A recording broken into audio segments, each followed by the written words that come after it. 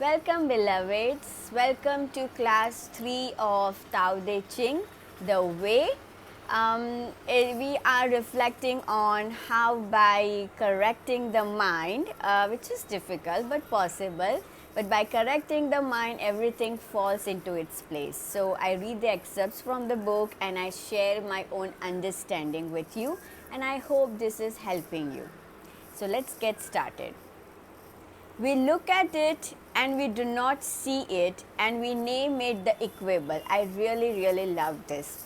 So what happens is that all of us are actually most of the time living in the past, and our thoughts are in the past, our perceptions are based on the past and its past experiences, and we are we hardly pay attention to new people, new situations, new experiences, because our thinking is too clouded by past perceptions and experiences. So what happens that if we are not done with our past completely, if we have not healed ourselves, and somewhere based on the past experiences we have made some kind of belief, some kind of rule, and some kind of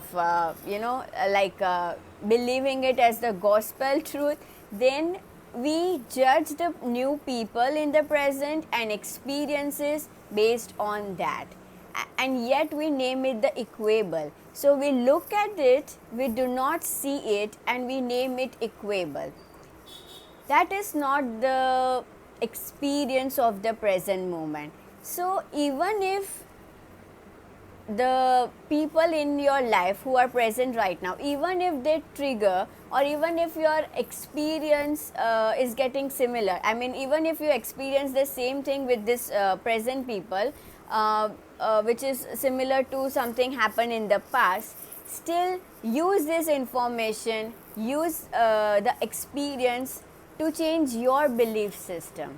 Okay, so even if you feel trigger from within or without, your experience should be focusing on how may I change my thinking in this moment. What new information I can give to myself in this moment as a result of my interaction with this person or with this situation.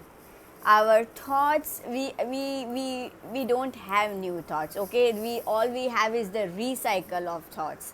Unless you meditate and implant new thoughts, then it's a different experience. But our thoughts are the past thoughts, and our judgment about the present moment and experiences is coming from the past perceptions and experiences.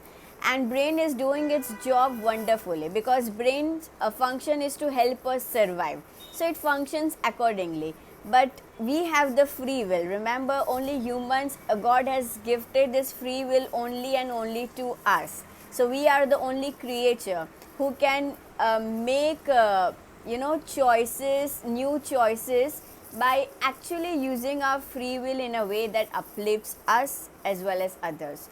So even if whatever is the present thing, like if it is drawing you back to your past experiences or whatsoever you experienced then, be curious enough to use this information in the present to challenge your belief system, to challenge your thoughts. Don't name it equable, that it's all the same, it's going to be like this, and these are all thinking errors. Use the present moment and your exchange, your conversation with the people, and come up with new thoughts, come up with a new explanation of the experience. Be curious enough to, even if you feel triggered in that moment, challenge your thoughts. Don't name it equable. Challenge your thoughts and come up with new thoughts and new feelings and new experience. Okay? Then we listen to it, we do not hear it, and we name it the inaudible. Now, there is a difference between listening and hearing. Listen means you are in your conversation with another person. You think you listening means that in the background you're actually preparing your responses, as in, okay, this person is saying this, how am I going to stop him or her, and what my answer will be like. That is listening.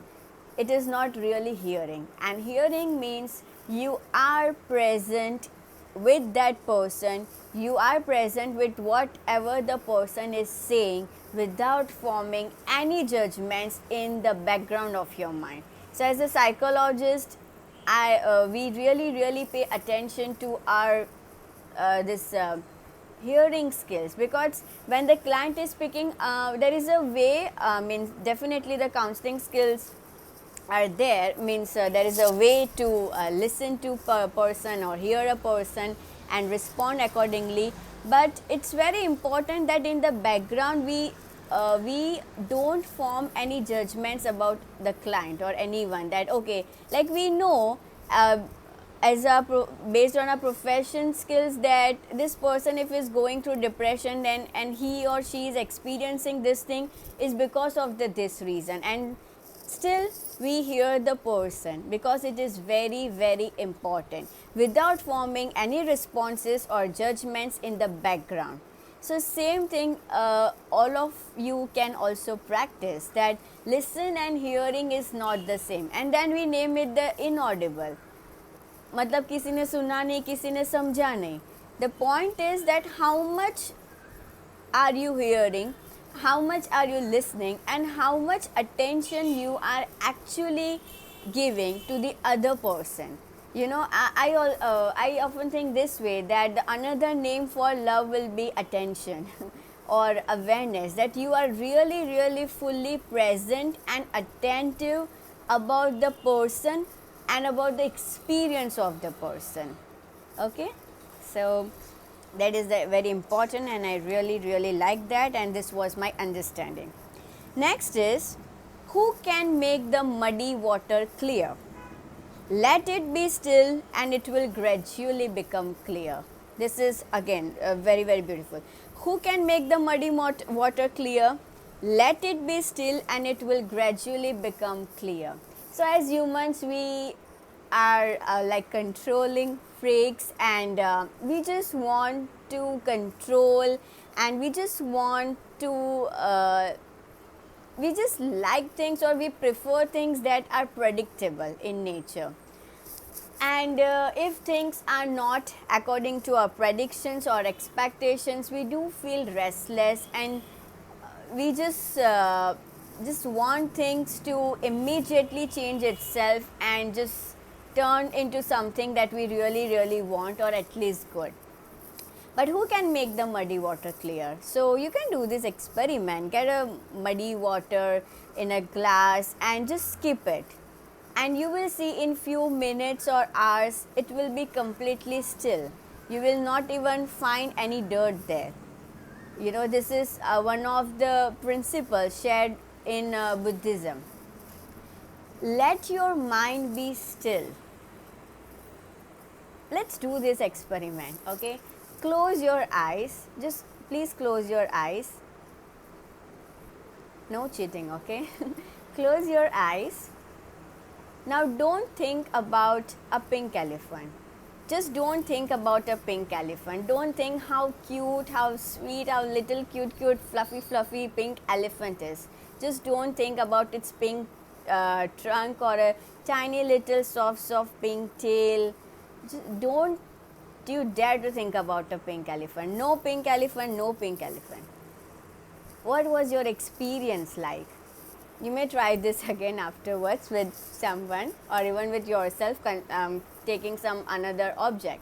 So the more we tell the mind to stop and to not think about something because it is making you discomfort or unpleasant, the more it thinks. The more I told you not to think about a pink elephant, you were creating the pink elephant in your mind with all the details and everything, right? Just let your mind be still. Just you be still. हमेशा ऐसे पकड़ के हर चीज़ नहीं रखनी होती है. There is something called surrender. Let the life unfold itself. It doesn't mean that you don't have to do anything or Ram भरोसे छोड़ दो. No. You do your work, your karma. Remember in Bhagavad Gita it is said that you have to focus on your karma, so on the action, but not the fruit of your action, not the consequences. Your focus should be on your karma, not the fruit of your action. Okay, so everything will get still only if you allow to be, because if you don't allow yourself to be still, then I don't know how you can be still, but just allow yourself to be still and see what happens. Everything settles itself, even if it's anxiety, fear, restlessness, any disturbing thoughts, any negative thoughts. You can just break the cycle by giving into it, by becoming still, and see what your experience is like. And the best thing is that if you start meditating and you start journaling your thoughts and let it all come out, and then the muddy water will clear itself. Okay. Next is this: all things alike go through their processes of activity and then we see them return. Okay, all things alike go through their experiences of activity, so everything is working on based on its functioning and everything is going on, and then we see them return to their original state. Okay, first thing that came into my mind after reading this point was this, about happiness. How as a human we strive so much to be happy and to create happiness. Let's focus on what all we do to be happy. Even though we are aware that happiness is a natural state of feeling for us, and it is just there because it is natural and we really don't have to do much about it, still being a controller freaks or whatsoever, we are just focused on creating happiness by focusing on the external pursuits, whereas happiness is a inbuilt state. Okay, and we just think that, and see how we keep on postponing also our happiness. So it's like we want to be happy by focusing on the external pursuits, plus conditioning is there. If these things happens, then I will be happy. If I secure this much, then I'll be happy. If this person starts behaving this way, talks this way, thinks this way, appears this way, then I will be happy. This is conditioned. And so happiness is something which is very natural. The joyous state is something which is very natural, and happiness or a joyful state needs to be built from within, not without. Okay, and if you are too focused on feeling so and so based on the external pursuits, then I don't know how many life it will take. And what happens is, even after we achieve something and then we feel happy, but you know that happiness is fleeting in nature. If you secure that thing, means you struggle for, let's say, this many months or years, and you get the thing and you be happy maybe for that day or for a week, and then again your mind or will go on to some another goal, another pursuit, and then you are again postponing your happiness. So this cycle keeps going on and on, because if your happiness is based on the external pursuit, then in itself is fleeting in nature. Like you enjoy having ice cream till you are eating it. Afterwards it subsides, right? The feeling subsides. But the joy should be from within. So by savoring all its taste and having the right intention for having happiness, I love to be this mindful. So don't judge me. It's because many people also experience emotional eating episodes. So in that context I said. So it's something which is inbuilt. You really don't have to do anything to be happy. Just be happy. I am happy, I am happy. Just be happy. Or there is happiness in me, there is joy in me, there is generosity in me, there is humility in me. I am happy, there is happiness in me. It's that simple. Don't focus, yeah, this goals and desires is there, are there, I mean, for us to achieve whatever we want.